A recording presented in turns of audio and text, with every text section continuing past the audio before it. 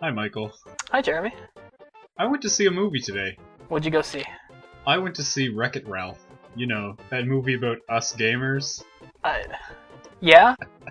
Yes, I Well, I don't know. I mean, people have said it could have gone one of two ways. It could have been pandering trash, trying to appeal to the fucking us gamers crowd, the such a nerd crowd. Or it could have been sort of the video game equivalent of Who Framed Roger Rabbit. Yes. Which was a good film. It wasn't like pandering or anything, although I don't think you can pander to that kind of audience, but it was not like that at all. It was basically the Roger Rabbit, but with video games, It was, I mean, there were references. Most of the references are upfront, like a certain character Here's Bowser, comes on. here's Sonic. Yeah, like at the beginning they show Ralph. He's a bad guy in a classic vintage arcade game, and he's at sort of like an Alcoholics Anonymous meeting, but for bad guys from games. It's like a support group, and there's all kinds of different. I think a few of the characters are fictional, but most of them are real characters. Like Bowser's there, but after that it sort of launches into its own original story with arcade games that are based on classic arcade games, but not, like, they're fictional, right? In a completely original FPS concept, right? Yeah, well, it kind of is. I mean, there's nothing... Okay, well, let's talk about the games. There's Ralph's game, which is, Fix-It... Shit, I forget. Fix-It Fred? Fix-It Fred? I don't know fucking Fix-It... I think his name is Fred. I can't believe I forget already. I saw it like an hour ago. Yeah, Fix-It Fred Jr. Well, you did have to take a train. Or yeah, a bus or something. A bus. There's no know. train here. Obviously, Ralph is based on Donkey Kong. That's pretty obvious. And Fix-It Fred is Mario, basically. Since you brought that up, why not just make a movie about Donkey Kong and Mario? Well, I don't know. Well, I guess it's not really relevant anymore because they've gone on and done their own things. I mean, classic Donkey Kong isn't what Donkey Kong is anymore, right? But right. Ralph basically is classic Donkey Kong. The gameplay of the fictional game isn't really like Donkey Kong, but just sort of more like the aesthetics of it, just the idea. Ralph leaves his game and he enters into other games, and one of the games he enters is called Hero's Duty, which from the name Duty. Shut up. From the name, you would think it's like a Call of Duty parody, but it's not really. It's sort of like Starship Troopers. Have you ever seen that? Looked like Halo to me. Well, kind of. But have you ever seen the movie Starship Troopers? No. Well, okay, then you wouldn't get it. But it's basically that, or like StarCraft. But it's like a first-person shooter. And while I was watching it, I was fascinated because I was thinking it actually looks like a pretty good game. I don't know. It was meant to be like a parody or like a pastiche or something of every like Space Marine game ever made, but yet there's not really any game like this. And I don't know, you just have to see it. But anybody drop a Time Crisis reference?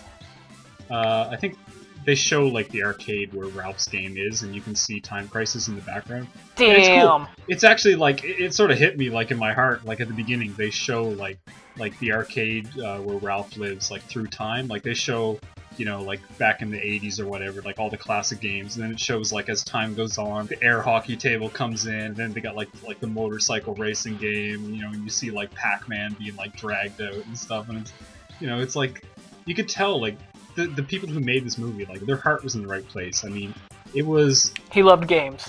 It was a homage to classic arcade games. I mean, Sonic's in there, and fucking, they make fun of like Halo. Sonic has been in like he's known for his arcade classics. Yeah, but I'm saying like I know a minor character. Like the arcade characters and like the parodies of the arcade characters are the centerpiece. It's about them. It's not about Sonic. He has like a 10-second thing where he talks about like he says like some kind of exposition line or something, but he's not a main character whatsoever. But the third game and the most prominent game in the movie is Sugar Rush, which is basically like Candyland meets Mario Kart. And it looked cool. I mean, it was the kind of game that I would definitely play if it was as good as it looks in the movie. I recall reading in a newspaper, I think it was USA Today, I don't remember the writer's name, but they had a preview for Wreck-It Ralph, and what they said was that Wreck-It Ralph was Disney's answer to Pixar. And I had to step back for a second because I was like, wait a minute. Disney owns Pixar. Yeah, but I get what they're saying. Isn't that Disney's answer to Pixar, that they own it? Well, I think what they mean is, I mean, Disney owns Pixar, but Pixar does their own thing. Disney doesn't really, I assume, Disney has very little creative control regarding Pixar. I guess, and that's why Pixar is way better.